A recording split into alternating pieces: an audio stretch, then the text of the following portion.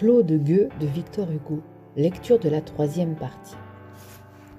La porte s'ouvrit, le directeur entra. En ce moment-là, il se fit dans l'atelier un silence de statue. Le directeur était seul, comme d'habitude. Il entra avec sa figure joviale, satisfaite et inexorable. Ne vit pas Claude, qui était debout à gauche de la porte, la main droite cachée dans son pantalon, et passa rapidement devant les premiers métiers, hochant la tête, mâchant ses paroles et jetant çà et là un regard banal, sans s'apercevoir que tous les yeux qui l'entouraient étaient fixés sur une idée terrible. Tout à coup, il se détourna brusquement, surpris d'entendre un pas derrière lui.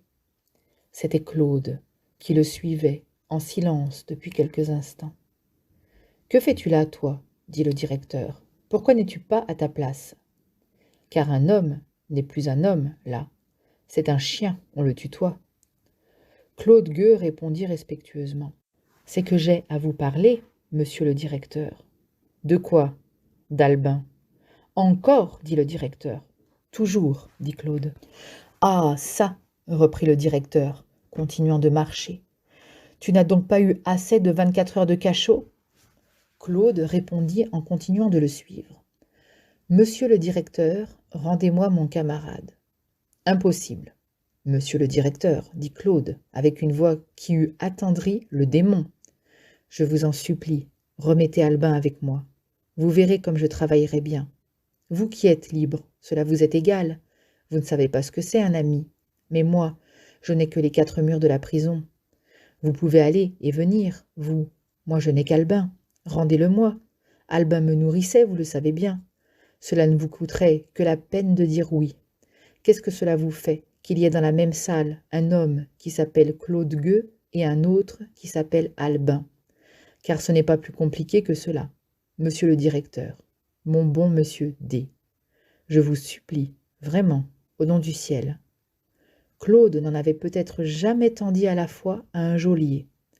Après cet effort, épuisé, il attendit. Le directeur répliqua avec un geste d'impatience. « Impossible, c'est dit. Voyons, ne m'en reparle plus, tu m'ennuies. » Et comme il était pressé, il doubla le pas, Claude aussi. En parlant, ils étaient ainsi arrivés tous les deux près de la porte de sortie. Les 80 voleurs regardaient et écoutaient haletants. Claude prit doucement le pan de l'habit du directeur. « Mais, au moins, que je sache pourquoi je suis condamné à mort. Dites-moi pourquoi vous l'avez séparé de moi. »« Je te l'ai déjà dit, répondit le directeur. Parce que... » Et tournant le dos à Claude, il avança la main vers le loquet de la porte de sortie. À la réponse du directeur, Claude avait reculé d'un pas. Les 80 statues qui étaient là le virent sortir de son pantalon sa main droite avec la hache. Cette main se leva, et avant que le directeur eût pu pousser un cri, 3 coups de hache, chose affreuse à dire, assénés dans la même entaille, lui avaient ouvert le crâne. Au moment où il tomba à la renverse, un 4e coup lui balafra le visage. Puis, comme une fureur lancée ne s'arrête pas court, Claude Gueux lui fendit la cuisse droite d'un 5e coup. Inutile, le directeur était mort. Alors Claude jeta la hache et cria « À l'autre maintenant !» L'autre, c'était lui. On le vit tirer de sa veste les petits ciseaux de sa femme, et sans que personne ne songeât à l'en empêcher, se les enfonça dans la poitrine. La lame était courte, la poitrine était profonde. Il fouilla longtemps et à plus de 20 reprises en criant « Cœur de damné, je ne te trouverai donc pas ?» Et enfin il tomba, baigné dans son sang, évanoui sur le mort. Lequel des deux était la victime de l'autre? Quand Claude reprit connaissance, il était dans un lit, couvert de linge et de bandages, entouré de soins. Il avait auprès de son chevet des bonnes sœurs de charité, et de plus un juge d'instruction qui instrumentait et qui lui demanda avec beaucoup d'intérêt « Comment vous trouvez-vous » Il avait perdu une grande quantité de sang.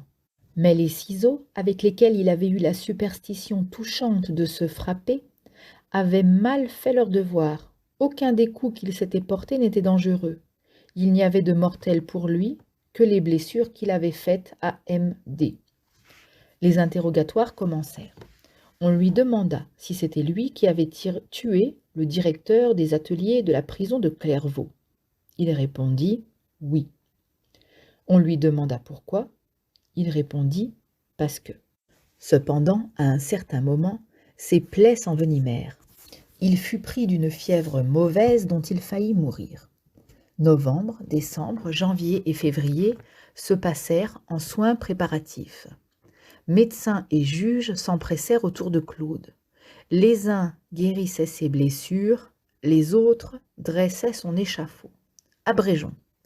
Le 16 mars 1832, il parut, étant parfaitement guéri, devant la cour d'assises de Troyes. Tout ce que la ville peut donner de foule était là.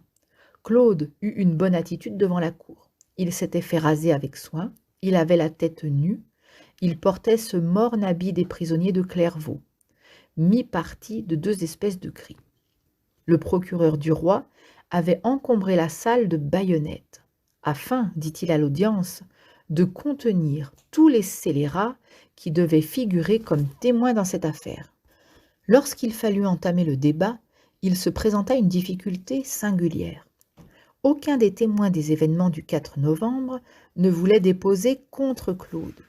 Le président les menaça de son pouvoir discrétionnaire. Ce fut en vain. Claude, alors, leur demanda de déposer. Toutes les langues se délièrent et ils dirent ce qu'ils avaient vu. Claude les écoutait tous avec une profonde attention. Quand l'un d'eux, par oubli ou par affection pour Claude, omettait des faits à la charge de l'accusé, Claude les rétablissait. De témoignage en témoignage, la série des faits que nous venons de développer se déroula devant la cour. Il y eut un moment où les femmes qui étaient là pleurèrent. L'huissier appela le condamné Albin. C'était son tour de déposer. Il entra en chancelant. Il sanglotait. Les gendarmes ne purent empêcher qu'il n'allât tomber dans les bras de Claude. Claude le soutint et dit en souriant au procureur du roi : « Voilà un scélérat qui partage son pain avec ceux qui ont faim. » Puis il baisa la main d'Albin. La liste des témoins épuisée, monsieur le procureur du roi se leva et prit la parole en ces termes. « Messieurs les jurés, la société serait ébranlée jusque dans ses fondements si la vindicte publique n'atteignait pas les grands coupables comme celui qui, etc. » Après ce discours mémorable, l'avocat de Claude parla. La plaidoirie contre et la plaidoirie pour firent, chacune à leur tour, les évolutions qu'elles ont coutume de faire dans cette espèce d'hippodrome qu'on appelle un procès criminel. Claude jugea que tout n'était pas dit. Il se leva à son tour. Il parla de telle sorte qu'une personne intelligente qui assistait à cette audience s'en revint frappée d'étonnement. Il paraît que ce pauvre ouvrier contenait bien plutôt un orateur qu'un assassin. Il parla debout avec une voix pénétrante et bien ménagée, avec un œil clair, honnête et résolu, avec un geste presque toujours le même, mais plein d'empire. Il dit les choses comme elles étaient, simplement, sérieusement, sans charger ni amoindrir. Convint de tout. Regarda l'article 296 en face et posa sa tête dessous. Il y eut des moments de véritable éloquence qui faisaient remuer la foule et où l'on se répétait à l'oreille dans l'auditoire ce qui venait d'être dit. Cela faisait un murmure pendant lequel Claude reprenait haleine en jetant un regard fier sur les assistants. Dans d'autres instants, cet homme qui ne savait pas lire était doux, poli, choisi comme un lettré. Puis, par moments encore, modeste, mesuré, attentif, marchant pas à pas, dans la partie irritante de la discussion, bienveillant pour les juges. Une fois seulement, il se laissa aller à une secousse de colère. Le procureur du roi avait établi dans le discours que nous avons cité en entier que Claude Gueux avait assassiné le directeur des ateliers sans voie de fait ni violence de la part du directeur, par conséquent sans provocation. « Quoi ?» s'écria Claude. « Je n'ai pas été provoqué ?»« Ah, oui, vraiment, c'est juste, je vous comprends. Un homme ivre me donne un coup de poing, je le tue, j'ai été provoqué, vous me faites grâce et vous m'envoyez aux galères. Mais un homme qui n'est pas ivre et qui a toute sa raison me comprime le cœur pendant 4 ans, m'humilie pendant 4 ans, me pique tous les jours, toutes les heures, toutes les minutes, d'un coup d'épingle à quelque place inattendue pendant 4 ans. J'avais une femme pour qui j'ai volé. Il me torture avec cette femme. J'avais un enfant pour qui j'ai volé. Il me torture avec cet enfant. Je n'ai pas assez de pain, un ami m'en donne. Il m'ôte mon ami et mon pain. Je redemande mon ami, il me met au cachot. Je lui dis vous, à lui, mouchard. Il me dit tu. Je lui dis que je souffre. Il me dit que je l'ennuie. Alors, que voulez-vous que je fasse? Je le tue. C'est bien. Je suis un monstre, j'ai tué cet homme. Je n'ai pas été provoqué. Vous me coupez la tête. Faites.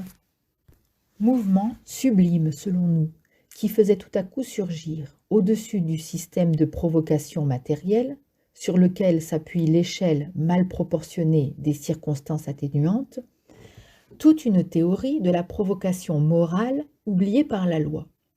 Les débats fermés, le président fit son résumé impartial et lumineux. Il en résulta ceci. Une vilaine vie.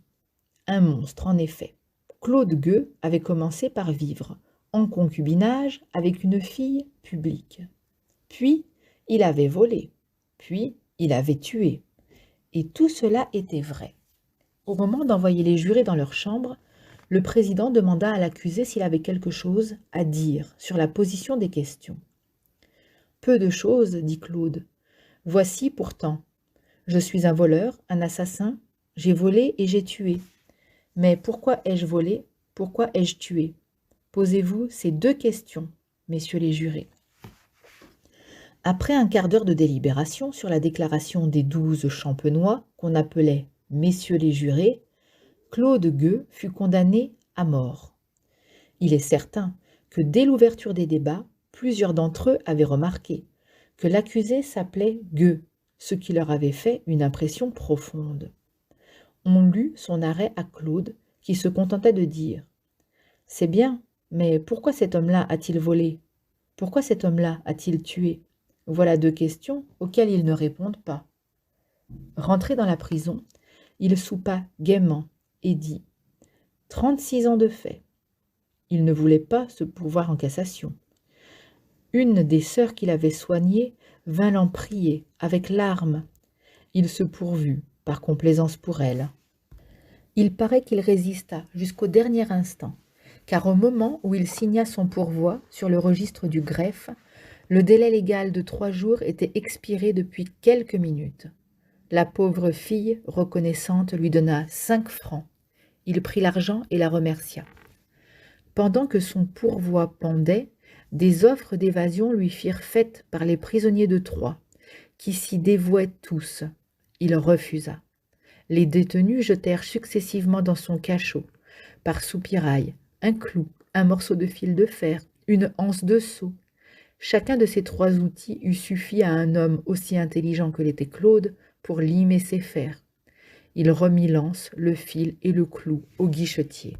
Le 8 juin 1832, 7 mois, 4 jours après le fait, l'expiation arriva pede Clodo, comme on voit.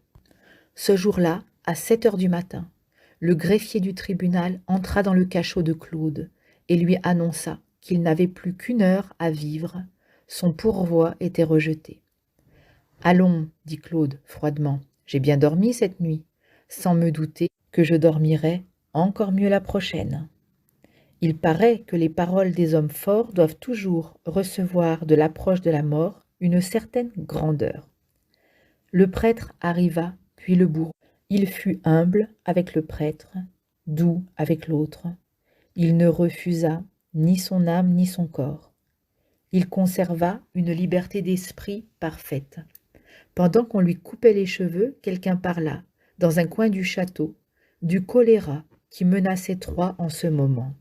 Fin de la lecture de la 3e partie. On lira très bientôt la 4e et dernière partie. On va résumer la 3e partie du livre Claude Gueux de Victor Hugo. Donc on se rappelle dans les 2 parties précédentes que Claude Gueux est dans dans une prison, la prison de Clairvaux, et il y a là-bas des ateliers où travaillent les prisonniers. Le chef d'atelier a fait muter son ami Claude dans un autre quartier et Claude l'a supplié pendant très longtemps de bien vouloir lui rendre son ami. Il a pris une hache, il l'a cachée dans son pantalon et il a pris aussi les petits ciseaux de couture de la dame avec qui il vivait avant d'être envoyé en prison, avec qui il a un enfant. Le chef de l'atelier rentre. Tout le monde, évidemment, se tait parce que tout le monde sait que Claude Gueux a décidé qu'il l'avait condamné à mort et qu'il allait le tuer. Mais comme il s'y est engagé, il va demander à l'homme, encore une fois, de lui rendre Albin. Et le directeur se fâche, il lui dit encore, mais c'est pas possible, ça t'a pas suffi qu'on t'envoie 24 heures en cachot et tu continues encore à demander à ce que Albin revienne.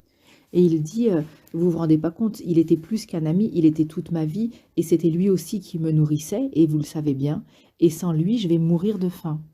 Et Claude lui dit, au moins, j'aimerais savoir une chose, si vous me condamnez à finir comme ça en mourant de faim, dites-moi au moins pourquoi vous faites ça. Et le directeur lui répond, parce que. Et là, avant que le directeur puisse crier, Claude va le frapper avec sa hache. Il va le frapper 3 fois sur la tête et une fois qu'il est tombé par terre, il est lancé, il le tape encore une fois à la cuisse et le directeur est complètement mort. En fait, il était déjà mort la dernière fois où il a donné le coup sur la cuisse. Et lui, ensuite, il décide de se tuer. Il prend les petits ciseaux et il se les plante dans le cœur. Mais c'est un grand gaillard, c'est un gars qui est plutôt grand et gros, et du coup, il tape, et il dit, mais cœur de damné, est-ce que je vais pas te trouver ? Et à la fin, il est plein de sang et il s'évanouit dans son sang et il n'a pas réussi à se tuer. Donc, quand il se réveille, il est dans une espèce d'hôpital et il y a l'inspecteur qui vient le voir et qui lui dit « Comment est-ce que vous vous sentez ?»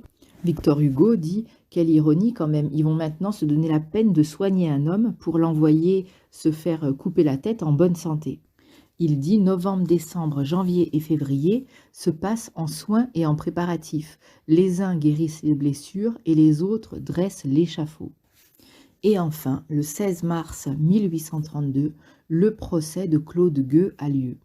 Du coup, j'ai été me renseigner un peu en même temps que je lisais cette histoire, parce que Victor Hugo, c'était pas seulement un romancier, c'était aussi un politicien. Et on s'en rendra bien compte à la fin de la lecture de ce livre.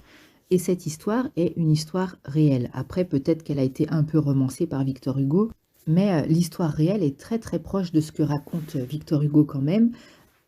Une petite nuance dont Victor Hugo ne parle pas, parce que c'était une autre époque, la parole était moins libre sur certains sujets. Et en même temps, quand on connaît Victor Hugo, on peut se dire que c'est plutôt par souci de dignité, c'est parce que plutôt il considère que ces choses-là ne nous regardent pas et que c'est pour ça qu'il a choisi de ne pas en parler. Mais apparemment, Claude Gueux avait une relation amoureuse avec Albin. Et c'est pour ça que le chef d'atelier ne voulait pas les laisser ensemble. Donc on se remet dans le résumé, c'est le jour du procès, et personne ne veut témoigner contre Claude Gueux, parce que tout le monde a beaucoup de respect pour lui. Et c'est lui qui va insister, qui va dire « Si, je veux qu'on dépose contre moi, je veux que la justice soit juste, et quand parfois les autres cachent des choses parce qu'ils ne veulent pas qu'on sache tout ce qui s'est passé dans cette affaire, quand par exemple quand il est venu chercher la hache ou quoi, c'est lui qui dit aux autres « Non, il ne faut pas me protéger, dites la vérité, dites ce qui s'est passé ».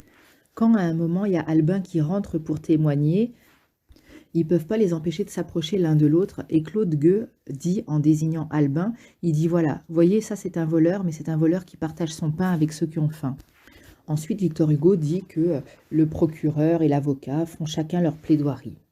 Mais après ça, Claude va vouloir parler. Et il va parler si bien que même les personnes intelligentes qui assistent à l'audience n'en reviennent pas que quelqu'un ait pu acquérir autant de capacités à l'oral sans avoir été à l'école. Et elle dit que, ce témoin dit qu'il a parlé simplement, sans faire de cinéma. Il a dit les choses clairement et honnêtement, sans chercher ni à s'excuser, à se trouver des excuses pour avoir agi ainsi, ni en cherchant à exagérer. Mais à un moment, quelqu'un va lui dire quand même, vous avez assassiné quelqu'un sans provocation.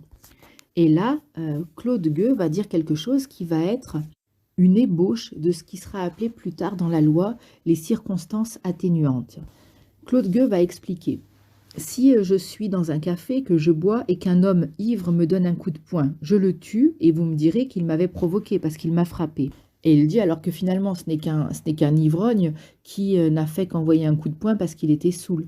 Il dit alors que si pendant des années, pendant 4 ans, quelqu'un me manque de respect, il dit j'ai aimé une femme et il dit il me torture en me parlant de cette femme. J'ai eu un enfant, j'ai volé pour sauver la vie de cet enfant-là, et il me torture aussi en me parlant de cet enfant. Moi, je le vous vois, je lui parle poliment, lui, il me dit tu, et il me manque de respect. Et à la fin, il me prive de mon ami qui partageait avec moi son repas. Je lui prie de me le rendre ou de s'expliquer, et il ne le rend pas, il ne s'explique pas. Et il dit, est-ce que ça, c'est pas aussi considéré comme une provocation?